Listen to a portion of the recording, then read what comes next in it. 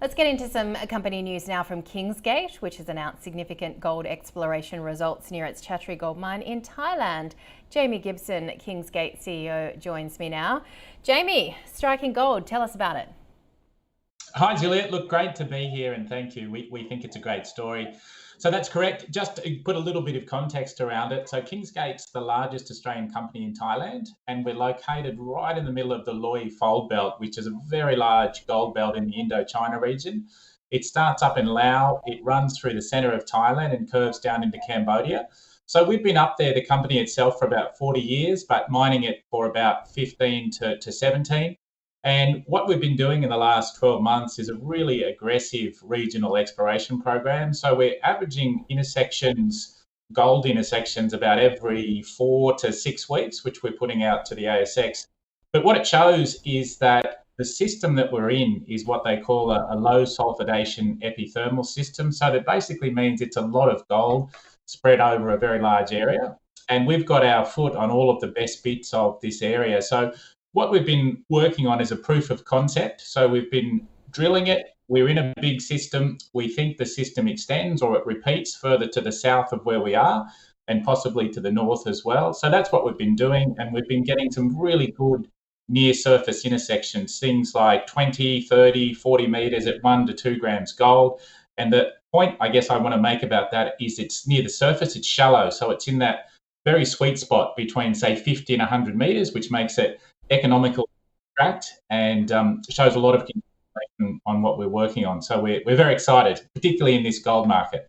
What sort of, I guess, level gold are you finding? Is it, I believe, medium grade? Yes, it's considered what they would call sort of low to medium grade, and with some, I guess it's punctuated by some very high grade intersections as well. We've had some high double digits. In some of the grade control drilling that we've been doing around the mine, we've certainly had some very significant double digits. But I guess the point to make is that there's a lot of gold there. It's an old volcanic system. It's quite shallow, so it wells up and it spreads out over time, and we're into all of the best bits of that system. So what next, Jamie? Because obviously, as you say, if it does look like there's quite a lot, I imagine you want to continue to try and drill and to develop that potential capacity at a time when you've started to, I guess, reinvest into your own company. Yeah, that's right, Juliet. So we're only limited really by the amount of resources we can put into it. So the exploration budget for us last financial year was about $2.5 million US. We'd like to double that or more this next financial year. And you're right, for people that may remember us, we are a re-emerging mid-cap gold producer. We want to become a premier mid-cap gold producer again. And we've got about 30 exploration geologists on the ground there now, going as fast as they can. We've got about 1,600 hectares under exploration license application, and it's certainly our intention to explore all of those areas. But really what we're looking for in the short term is to continue building our inventory so that we can actually put it through our processing plant and produce some beautiful shiny gold bars out the other end. So are you looking to raise further capital, Jamie? And if so, what's your strategy? No, look, we aren't, Juliet. Look, we're one of the few gold miners, I guess. We've got quite a small capital structure. We've got less than 260 million shares on issue. We've only been to the equity market once in a decade, and we'd like to keep our capital structure tight. It's not to say that we don't fund ourselves through debt, and we have used debt primarily, and that's certainly the board's preference going forward. We don't have a lot of debt. We've only got 27 million Australian debt at the moment, which is not much, and we think that certainly at these prices we'll be able to pay that off fairly quickly. But no, we won't be in the equity market, and I think that's what makes us a good proposition as well, is a tight capital structure, a lot of blue sky ahead with our gold production and our gold exploration, and I think we'll be well funded, particularly with our own production and our debt facilities that we've got currently.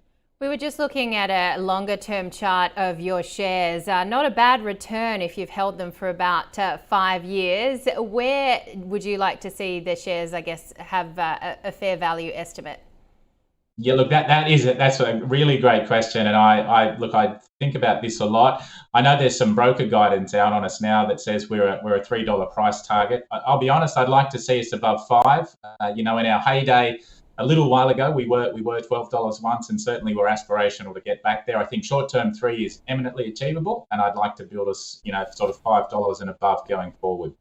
How has the, I guess, fresh records in the actual physical commodity price either helped or hampered your actual business at the moment?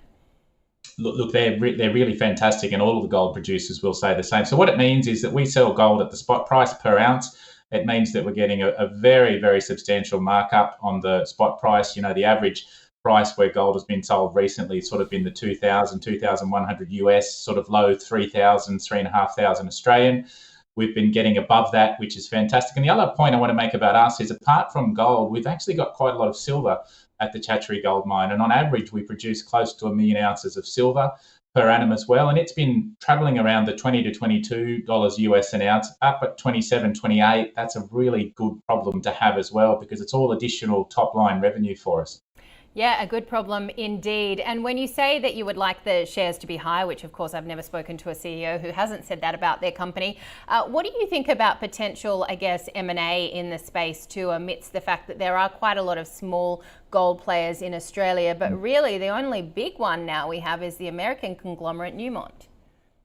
Yeah, correct. And look, they've done an incredible deal there with Newcrest. Look, I guess we think out of it pragmatically, either both ways. We're aspirational to pick up opportunities that would work well with us, or similarly, we would owe it to our shareholders if a good offer, a good on premium offer was made for us.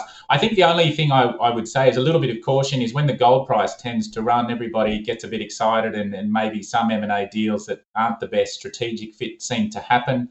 Obviously some of the more strategic gold operators tend to do it when the market is lower. But I think you're right, Gillette. I think we'll see a lot of it just because the gold price is where it is. There'll be people looking to do, efficiencies, economies of scale. And I would have to say for us, we're always aspirational. We're back in business. We've got a lot of blue sky. If we find something, we'll definitely go after it. If somebody makes us an offer we can't refuse, then we owe that to our shareholders. Blue sky and gold can't go wrong. Jamie, I just wanted to ask you as well how you're going in Thailand, and how, I guess, the relationship is with the government of Thailand, considering you restarted that Chatree gold mine, I think, a couple of years ago. Yeah, that is a good question, and we do get asked that a lot. Look, I guess the proof is in the pudding in that respect. So as part of us coming back and working well with the Thai government, we've been given a lot of, incentives that we can monetize. And an example of that is we've been given a $150 million corporate tax holiday for the next 8 years. We've been given access to 115 exploration license areas, some of which we haven't previously had, which is where some of these fantastic gold intersections are coming from. We've been given exemptions on equipment import duty. We've been given withholding tax exemptions. We've been given a whole range of other assistance from the government. So they're working closely with us. We're working closely with them. And I'd like to say, I think our relationship's possibly the best it's ever been right now. And that's the way we want to keep it. And how are you going in terms of, I guess, the environmental aspect too, and just leaving these sites the way you found them? That is always a good question. And look, I guess we've been there a long time. We've always had a very, very strong ESG or environmental program. We are audited quarterly by the government. Obviously, we're an ASX listed company as well, so we have very stringent rules about how we do that. And I guess that, again, the proof is in the pudding. One of the things that we have around the mine is we have a very large local Thai community, and we hold a lot of town hall meetings, and obviously that's an opportunity for them to air any concerns they have about our operations or otherwise. And apart from the regulatory inspections and the effort that we go to make sure we're world's best practice, we get significant endorsement from the local people and the local communities for the way we operate. So we take that as a big tick that we're on the right track.